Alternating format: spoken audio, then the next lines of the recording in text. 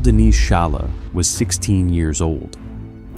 On October 14, 1993, she was attacked just 100 meters from her parents' home in Dortmund.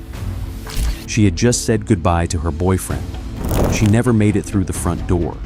For 24 years, the man who killed her lived freely in the same region, until one piece of evidence finally gave him a name.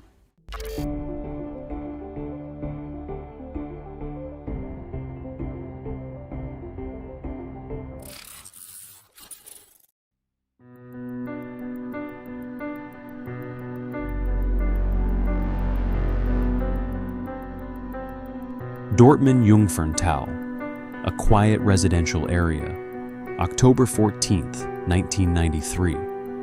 Nicole-Denise Schalla spends the evening with her boyfriend.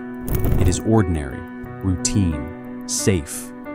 Later that night, she walks home. Her parents are waiting. She is less than 100 meters away.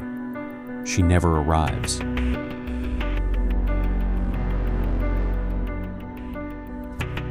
Her body is found shortly after. The reality sets in quickly. A 16-year-old girl killed within walking distance of her house. Parents across the region feel the same thought. If it can happen there, it can happen anywhere. Police begin immediate investigations. The area is searched. Residents are questioned. Friends, acquaintances, anyone connected to her movements that night. But the attacker left no immediate suspect behind.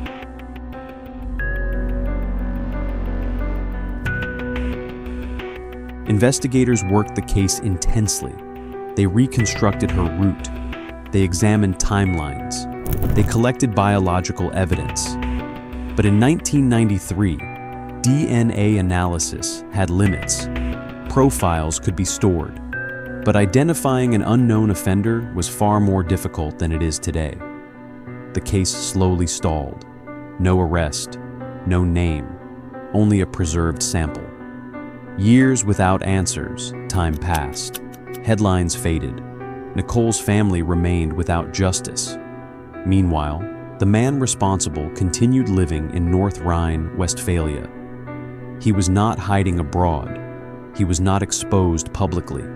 He lived an ordinary life in the same region where the crime had happened. That psychological reality is what makes this case so disturbing. The distance between crime and consequence was not days, it was decades.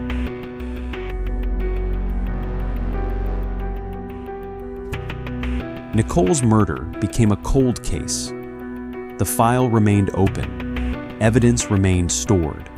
Among it, biological traces collected in 1993. For years, they held potential, but no identity. Technology had not yet caught up. The breakthrough. In 2017, investigators revisited older unsolved cases. Advances in forensic DNA analysis allowed preserved evidence to be tested with far greater precision. Nicole's case was among them. This time, the analysis produced a usable DNA profile. And that profile matched a man from the region. His name, Ralf H. He had lived freely for 24 years. Identification and trial. In 2018, Ralf H. was identified and charged. The case went to trial. The prosecution's case relied heavily on DNA evidence linking him to the crime. The court accepted the forensic findings. He was convicted of murder. Justice had finally arrived. But it came decades late.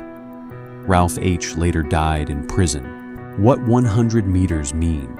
There is something haunting about that number. 100 meters. Nicole was almost home. That detail stays.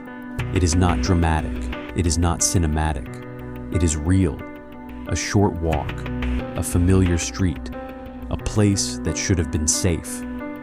The psychology of delayed justice.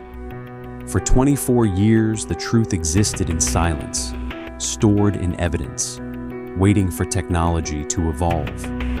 Ralf H. was not caught by a confession, not exposed by a witness.